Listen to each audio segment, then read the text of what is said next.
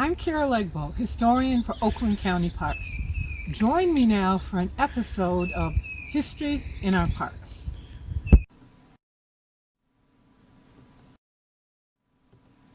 Does one of our parks have a connection to the Underground Railroad?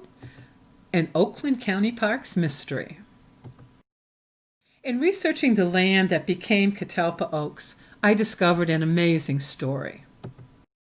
I began by trying to locate the first people who purchased the land that would become our park.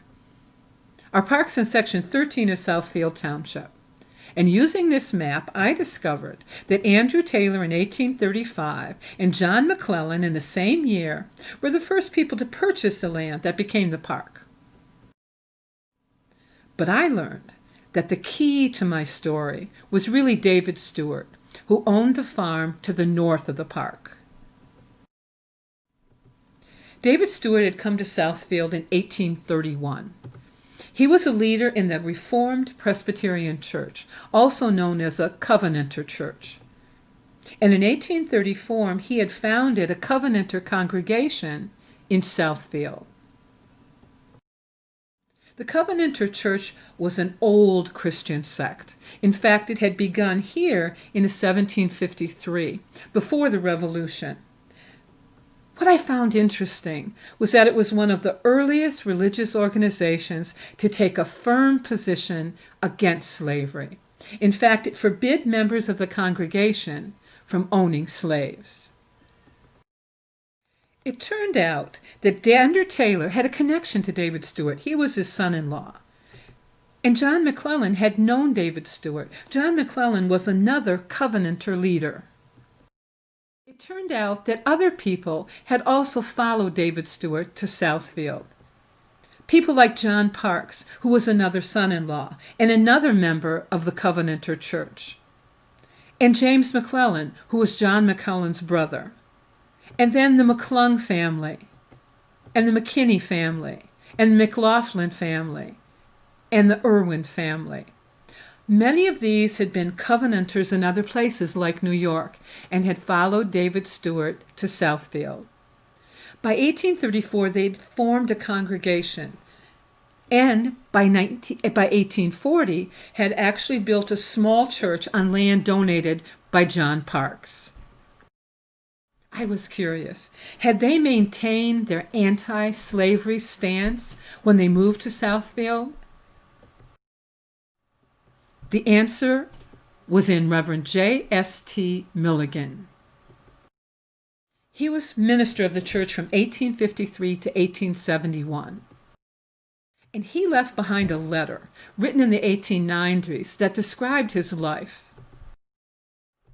In that letter, he said, "I was first settled as pastor in Southfield, Michigan, in a good community of people, mainly abolitionists." So yes, those Covenanters who had come to Southfield, forming that community, they had maintained their anti-slavery position.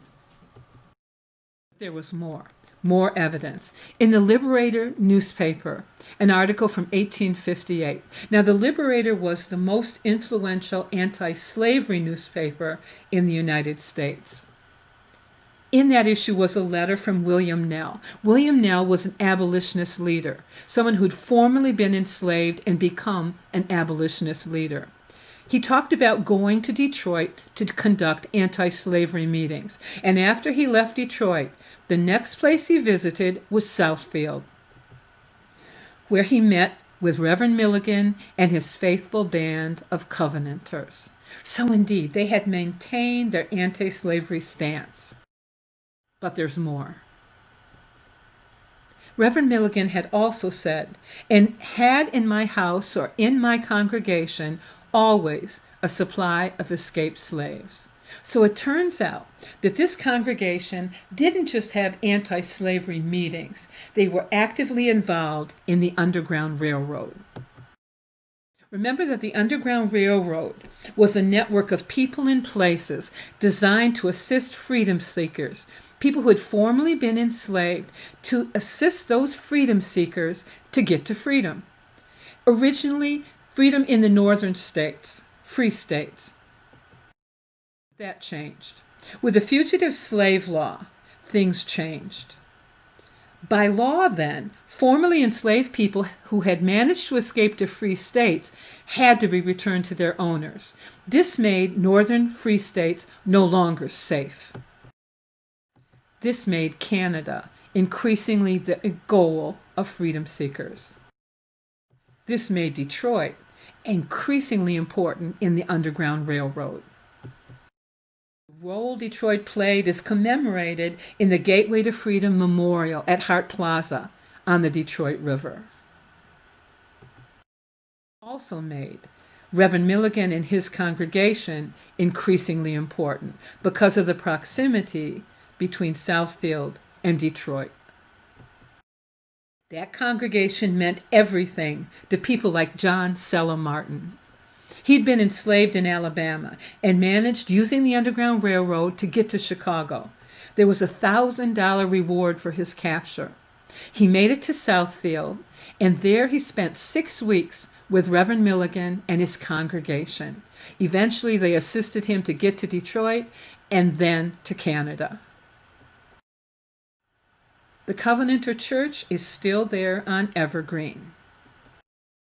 There's a plaque at the church commemorating the role it played in the Underground Railroad.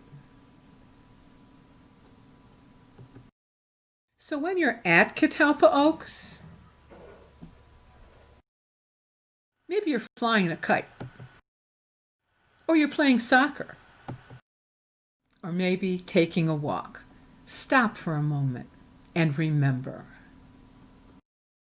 Long ago, the land that became Catalpa Oaks was once part of a community of people who were actively involved in the Underground Railroad.